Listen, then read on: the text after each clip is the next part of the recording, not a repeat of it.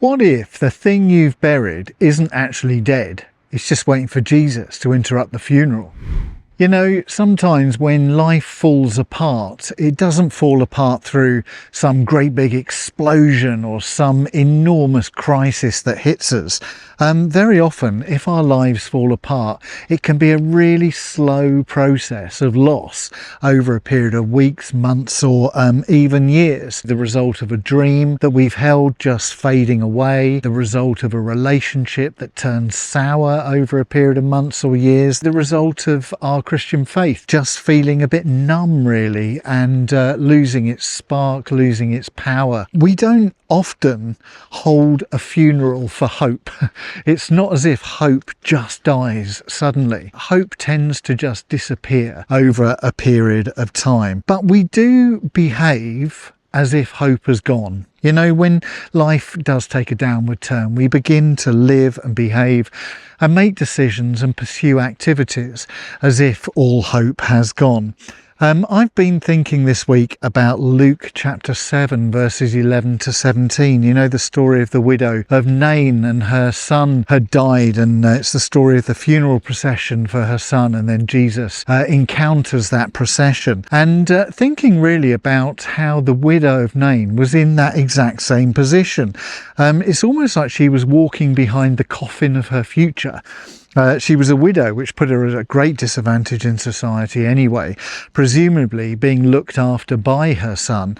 And then, of course, her son dies, so she has absolutely no social standing left. She has no ability to earn money. She has no place within the community. It must have felt for all the world like all her hope was gone.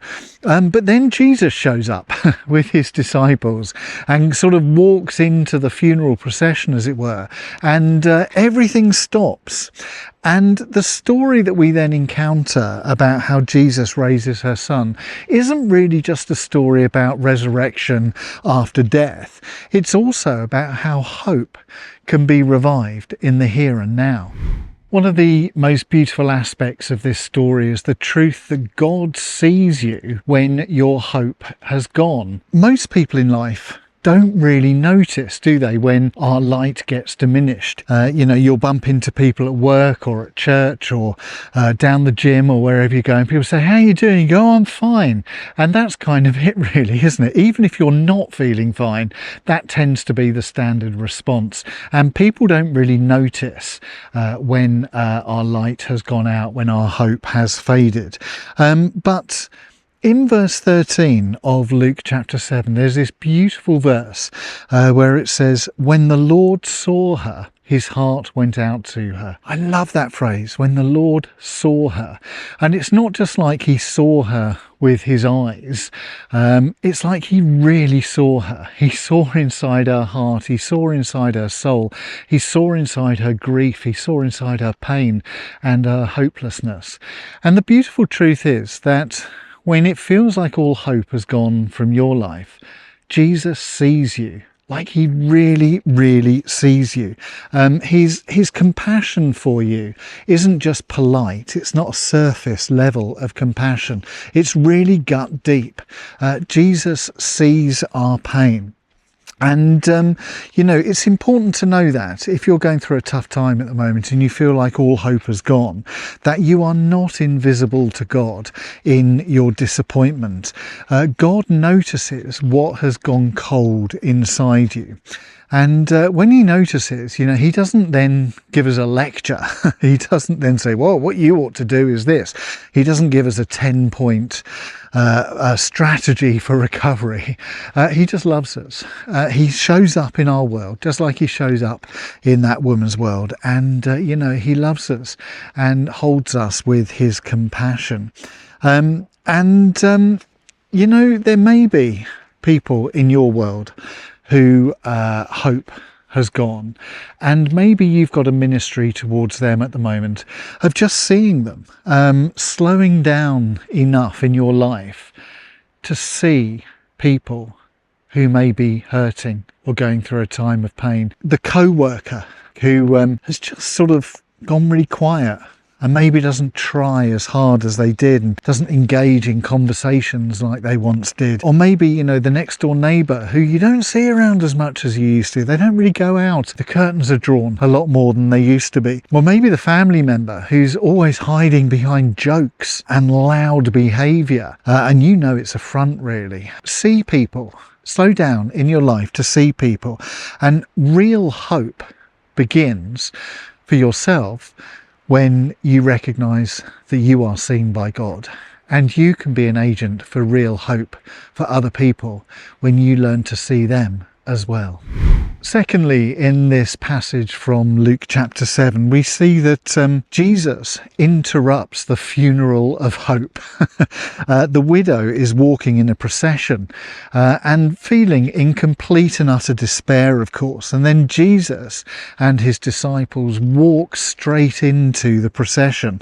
And then he comes forward and he touches the bier with the trolley, if you like, that the coffin is on, totally against the purity rules, of course, of Judaism, to do that. And he just sort of commands the young man to get up. And Jesus here, if you like, is in a public confrontation with death, but not just physical death. There's a metaphorical truth going on here, of course.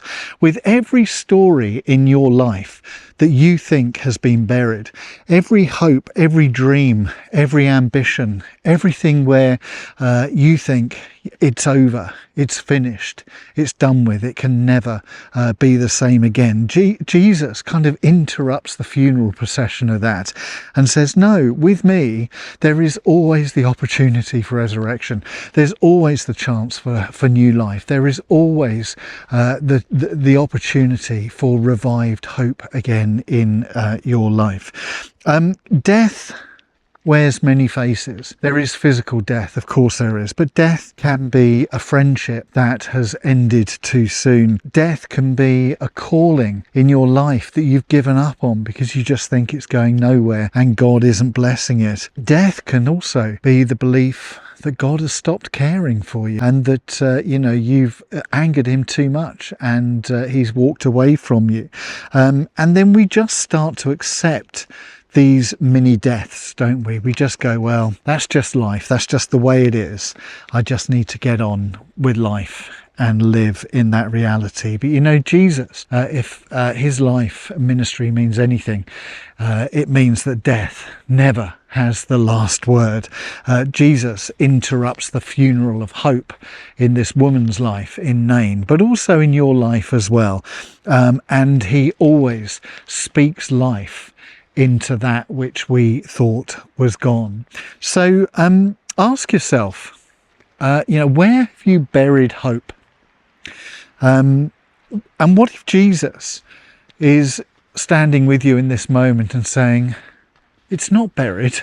That dream, that ambition, that relationship, that friendship, that calling, it's not dead and buried. And I'm going to command it in my authority to rise up again. Let Jesus interrupt your resignation. Let Jesus interrupt the funeral of hope in your life and give you new birth and resurrection again. And then finally, from this passage in Luke chapter 7, we see that Jesus turns resurrection into community hope. In verse 15, it says, the dead man sat up and began to talk, and Jesus gave him back to his mother. Now, this story, as I say, isn't just about one person living again. It's about restoring his life, but it's also about restoring her life, and also restoring the sense of community as well, because her son's return means her dignity is back. Her security for the future is back. Her place in the community is back. And actually the whole community is impacted by this incredible miracle of resurrection. And that's the truth, you know. When hope gets resurrected in our lives, it should never stay private. If you've got hope for the future, let it ripple outward and let it impact your community, let it impact your church, let it impact the lives of other people around you. When Jesus revives something in you, whether that's a dream or an ambition or a hope for the future or a calling or a new job opportunity or whatever it is, tell the story. Tell the story to other people, because your story of the resurrection of hope in your life may give permission to other people for them to hope again themselves, because maybe they've lost hope.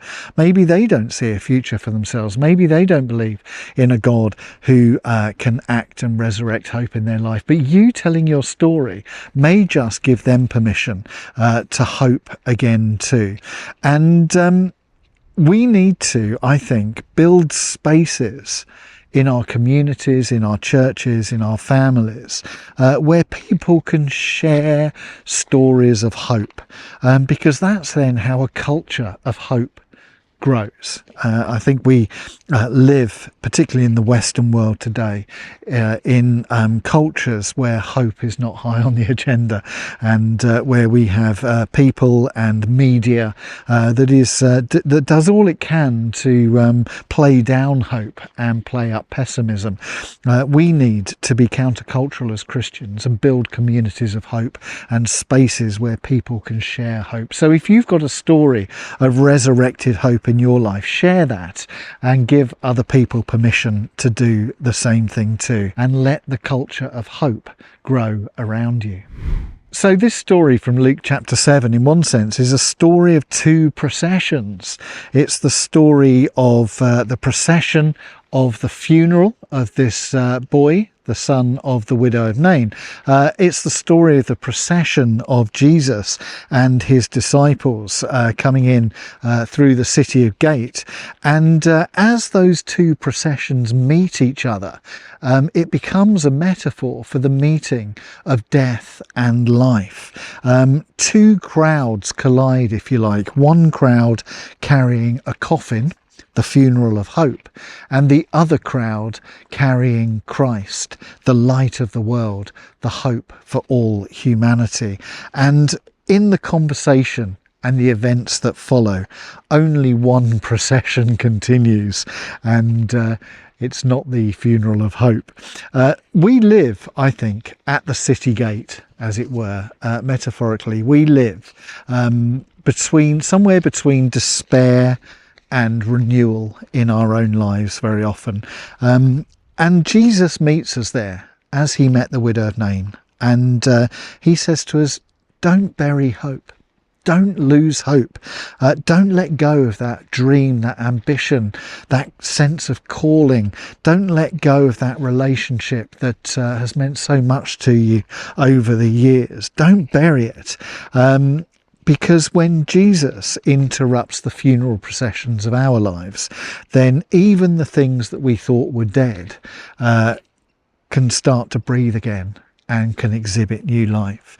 Jesus said, didn't he, in John 10:10, I've come so that you may have life in all its fullness. Jesus does not allow funeral processions to carry on, particularly where hope is being buried. Hope isn't naive optimism. Hope is resurrection in motion. And hope, or the resurrection of hope, the fulfillment of hope, is still happening right here, right now. And it can happen in your life as well. So allow Christ in. Don't bury hope. Allow him to resurrect that which you thought was lost.